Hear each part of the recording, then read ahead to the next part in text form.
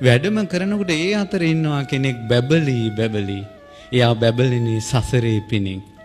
බුදු කෙනෙක්ගෙන් ධර්මයේ හන්ට සසරේ කරපු පින් බලයෙන් එයාගේ ශරීරේ පැහැපත් වෙලා. ඊළඟට තමන්ගේ තියෙන සකල සේසත දන් දීලා චතුරාර්ය සත්‍ය ධර්මය අවබෝධ කරගන්න ඕන කියලා වෙර වීරිය කරපු තපෝ ගුණ වඩපු දුතාංග රැකපු පින් බලයෙන් අර දෙවියන් අතර කෙනෙක් ඉන්නවා සමම්මලේ සුවඳින් බැබලි සුවඳ හමන දෙවි කෙනෙක්. භාග්‍යතුන් වහන්සේ අර සියලු දෙවියන් අබිඹවලා ඒ දෙවියා දැක්කා. භාග්‍යතුන් වහන්සේගේ අනන්ත අප්‍රමාණ ඥාන ගුණයෙන් බලනකොට සෑම දෙවියෙක්ගෙම තියෙනවා අංකුරයක් ධර්මය අවබෝධ කරන්න. ඒ අතර බබලනවා සමන් දෙවියන්. බුදුරජාණන් වහන්සේ සමන් දෙවියන් මුල් කරගෙන ධර්මයේ දේශනා කළා. දිනුස අසිරිය බලන්න භාග්‍යතුන් වහන්සේ පළවෙනි වතාවට මේ ලංකා ධරණිතලයට වැඩම කරලා හෝරා කිහිපයක් ඇතුළත මේ ලංකාවේ වනයක් ගානට ගිරි දුර්ගයක් ගානට ඒ වගේම ආකාශයේ විමානයක් ගානට අරක්ගෙන හිටපු දෙවියන්ට ධර්මය අවබෝධ වෙනවා.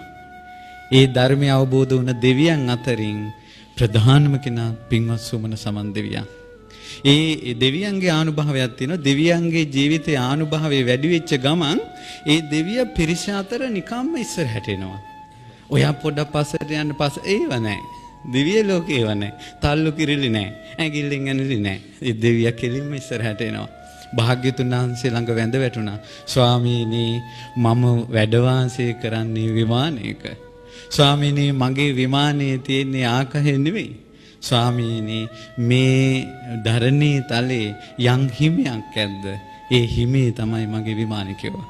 භාග්‍යතුන් වහන්සේ යම් දවසක මේ සුමන දිව්‍ය පුත්‍රයාටත් අනුකම්පා කරන්න ඕන. මේ සුමන දිව්‍ය පුත්‍රයාගේ විමානයේ සේවනය කරන්න ඕන කියලා හිතුනොත් ස්වාමීනි භාග්‍යතුන් වහන්සේ මේ සුමනගේ විමානේ ඔබ වහන්සේට විවෘත වෙලා තියෙන්නේ. ඔබ වහන්සේගේ පාරිශුද්ධ භවෙන් මාගේ විමානය පූජනීය කරන්න කියලා වැඳ වැටුණා. දැන් ආයේ බුදුරජාණන් වහන්සේගේ බුදු සිරුර දිහා බලාගෙන ඉන්නකොට ඇයි අවෙච්ච ප්‍රසාදයටපත් වෙන කෙනෙන්නේ සසරේ පෙරම් පුරාගෙන ආපු ජීවිත අවබෝධය ලැබලා දුන්න කෙනානේ. දෙතිස් මහා පුරුෂ ලක්ෂණයෙන් බැබලි ඉන්න කෙනානෙම.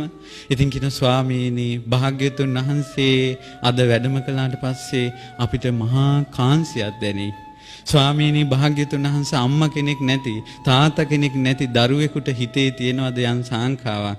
භාග්‍යතුන් වහන්සේ අපිට එහෙම සාංකාවක් ඇති වෙයි. භාග්‍යතුන් වහන්සේ අපිට වඳින්න පුදන්න සත්කාර කරන්න භාග්‍යතුන් වහන්සේ අපිට යමක් මේ පිළිගන්නනුසේක්වා කියලා. එහෙමයි කේසදාස ලැබුණේ. ඊට පස්සේ භාග්‍යතුන් වහන්සේ වැඩ හිටිය තැන භාග්‍යතුන් වහන්සේගේ සිරිපා පහසින් ලංකා ධරණිතලයේ බුද්ධානුභාවයේ පැතිරිලා ගිය තැන තවත් කෙනෙකුගේ පා පහසින් අපවිත්‍ර වෙන්න දෙන්නේ නැහැ කියලා තමයි සුමන සමන් දෙවියෝ එතන කේසදාතුන් වහන්සේලා තැන්පත් කළ සෑය හැදුවේ. නැත්තම් විමානෙට වඩම්මන්න තිබ්බනේ. නේ? දැන් අපි නම් හිතන්නේ අපි ඉන්න තැනට ගන්න ඕන. එතකොට හිතන්න කොච්චර බුද්ධියක් කොච්චර පරාර්ථකාමීත්වයක් කොච්චර මේ උපේක්ෂාවක් සමන් දෙවියන් තුළ තියෙනවද? ලෝභ චෛතසිකයෙන් බැහැර වෙච්ච දෙයක්. ওই සමන් දෙවිය තේරුම් ගන්න ක්‍රමයක්.